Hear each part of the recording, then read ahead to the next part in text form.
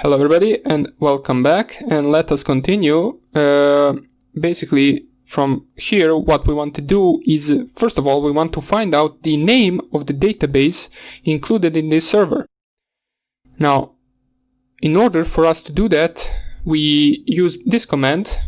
So let us just add 2 for the user ID, apostrophe, and then once again union select.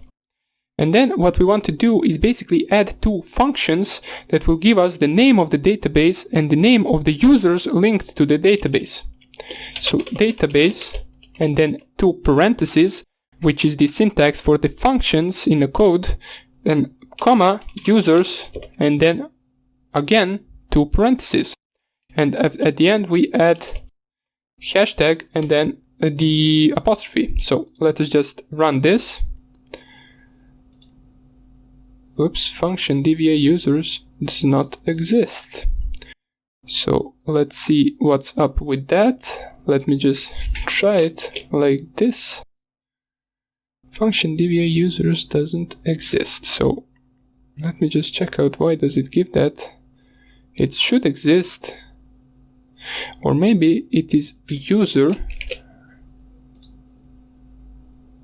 Yeah, it was a user, so it's not the users and then parentheses, it is user and then parentheses. So as we can see, we got the name of the database with this function, and the name of the database is dvwa, and the name of the user that is correspondent to that database is dva at localhost. Now that we got the name, we want to go further on, and let us run our next command, which we will type right here. So 2 as an ID, and then we type here again union select, then follow up with me right here. So schema underscore name, and then comma 2 from information underscore schema dot schemata, I believe that is how it is pronounced, and then we at the end specify the comment once again. Now let me just run this and then I will explain what did I run. As we can see right here, the information underscore schema has basically all configuration and information for the MySQL database. So the DVWA should be the database for this application. Now, this might be a little bit hard for you at the moment, especially if you do not have any previous SQL knowledge or knowledge about SQL injection. This is basically some of the advanced part for this, so it might take you a few times to rewatch this and search on the internet a few things in order to understand this fully, but that's okay. We'll continue right here, so you will have the material to practice once you learn all of this. Now, let's just continue. So we ran this command right here, and we can see that the DVWA is the database for this server, for this application. Now, the information, now we should send the query for tables in order to find out what tables are in the DWA database. And we can do that with this command. So we start off with the ID once again, and then union select. Then we want to select table underscore name, comma 2 from information underscore schema dot tables, where table schema equals apostrophe DVWA, which is our database. And then we specify the hashtag for the comment, and we end it with the apostrophe.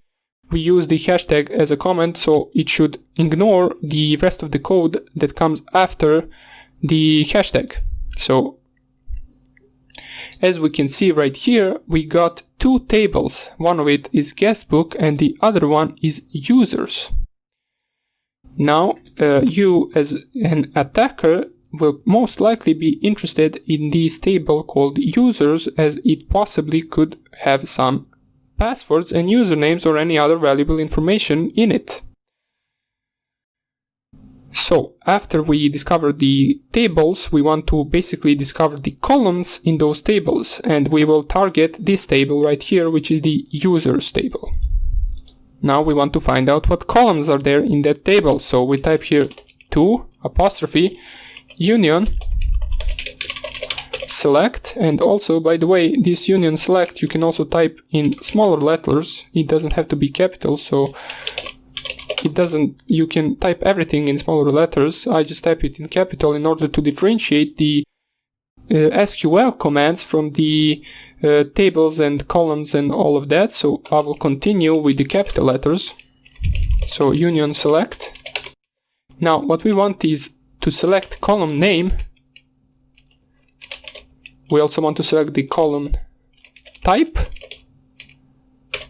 from information underscore schema dot columns. Now in the previous one we selected from the information underscore schema dot tables, and now we want to select from information underscore schema dot columns, where table underscore schema, let me just see, oh, I didn't type it well, so schema equals apostrophe dvwa and table underscore name equals users. And of course we end with our hashtag and then apostrophe.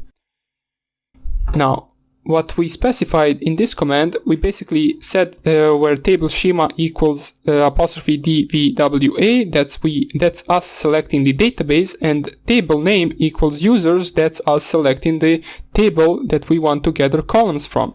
So if we run this right here, you will see we get a bunch of these columns in the table users. So this is our command right here. And we can see we selected the database dvwa and table name users, and we were looking for the column name and column type. The column name will be this thing, so user ID, first name, last name, user, password, avatar, and column type would be the varchar and then the number in the parentheses. Now out of all of this, we are most likely going to be interested in the password one. As we can see, for the password there is specified the 32 characters as a max for that particular input. And now that we got that, we basically want to gather all of this information and print them out on the screen. You do not want to print out just passwords, since you won't be knowing to who that password belongs. What we want to do, we want to basically print out the first name, last name, and then the user and password for that first name and last name, so we know to who that username and that password belongs to. And for that we will use a special command called concat, which will basically, as it says, concat do things for us, since we only can output two things with this application, which is the first name and the surname. So we want to be able to print all of the information in these two outputs.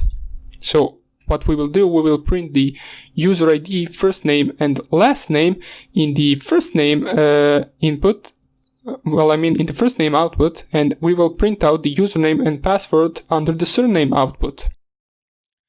Now let me see what I mean by that. So we'll type our last command with this.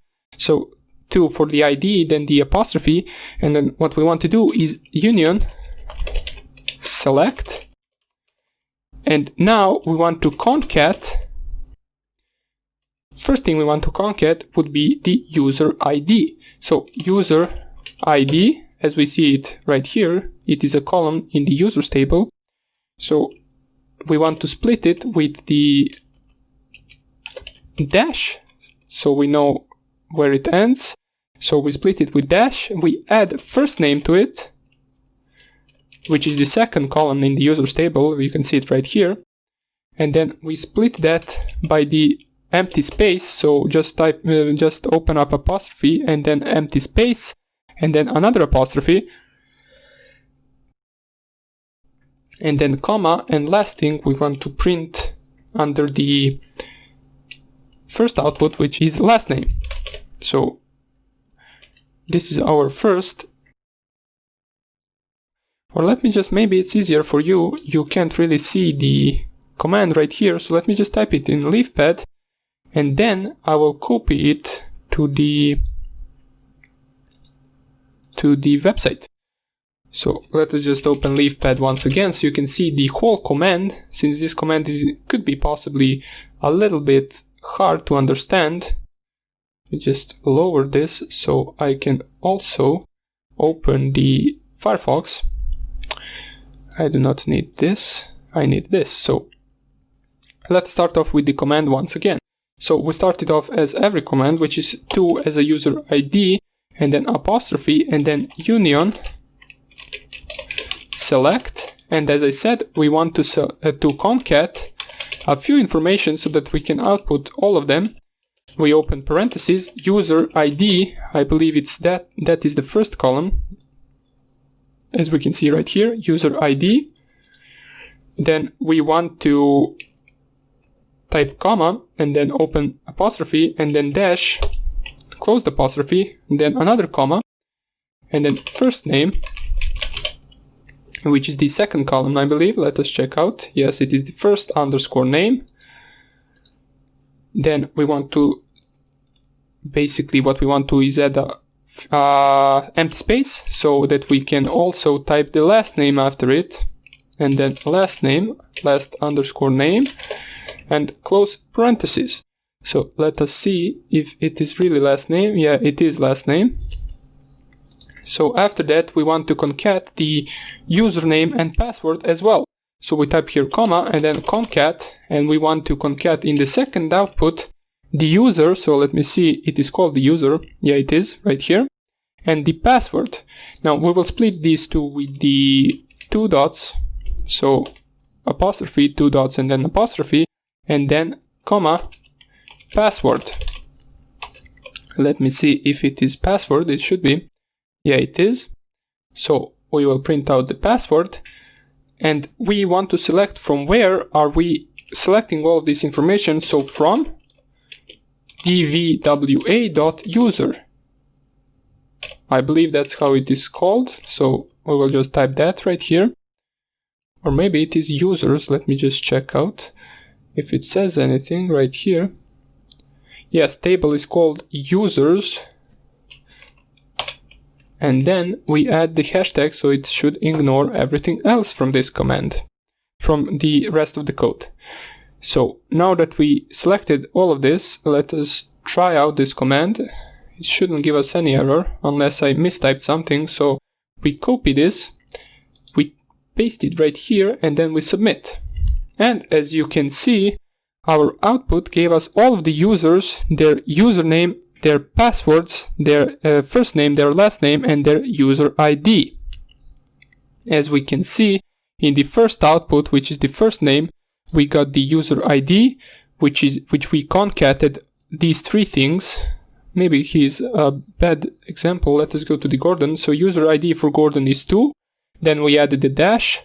Then we added first name, then empty space, then last name for the first output, which is under the first name. As we can see, this right here corresponds to this. And in the surname section, we added the username and the password, which for the Gordon Brown, the username would be Gordon B, and then separated, we have the password right here. Now, you might be asking, these passwords look a little bit weird. That is because these are not really passwords, these are the hashed versions of the passwords. So if you tried to, example, log in with this password, it won't work. This is the password that is encrypted with some algorithm. I will show you how to decrypt it in a few seconds. So let us just check out some of the other users first. So we have another user under the ID 3, which is called hack and last name me. Once again, this right here corresponds to this right here.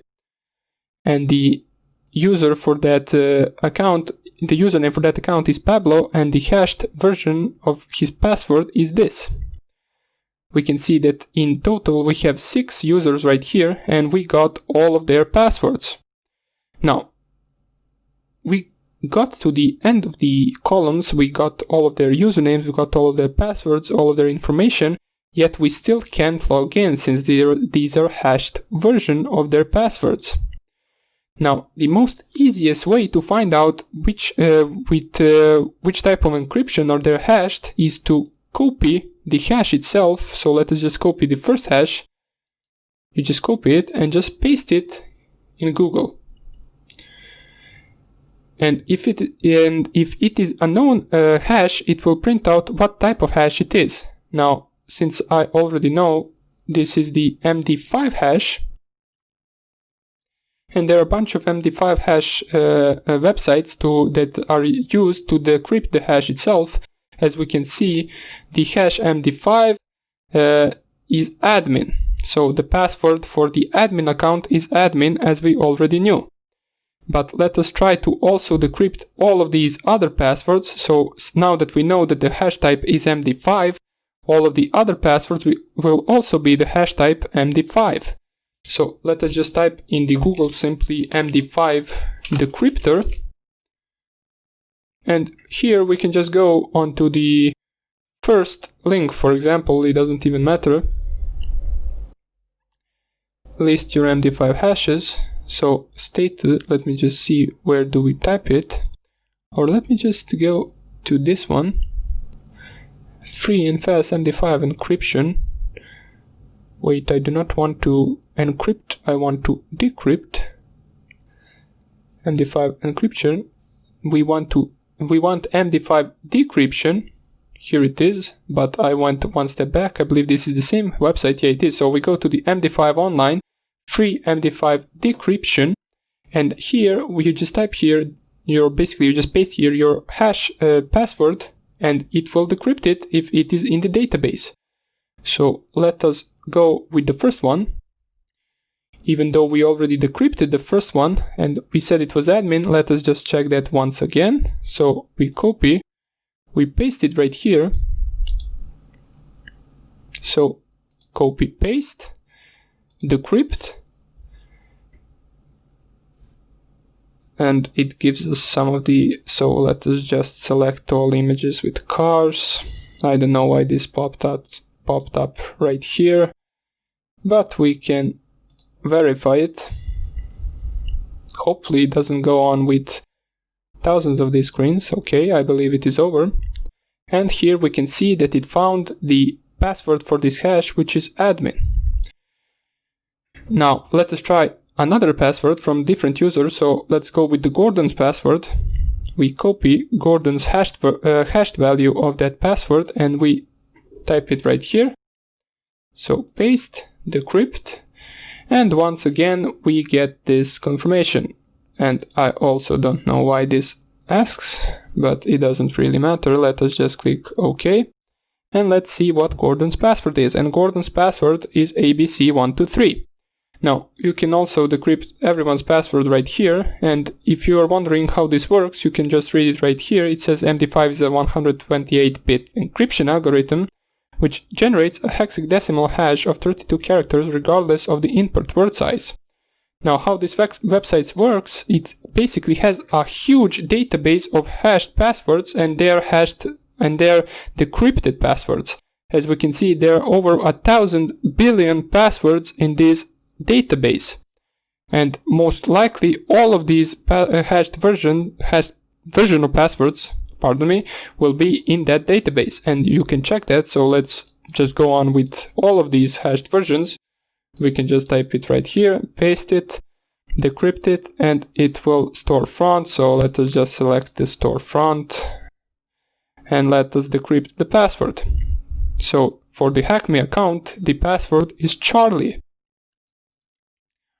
Now let us not go over all of these passwords, since it always asks me for some, either to select cars from the pictures or storefronts. It doesn't even matter, so I won't be bothering with the rest of the passwords.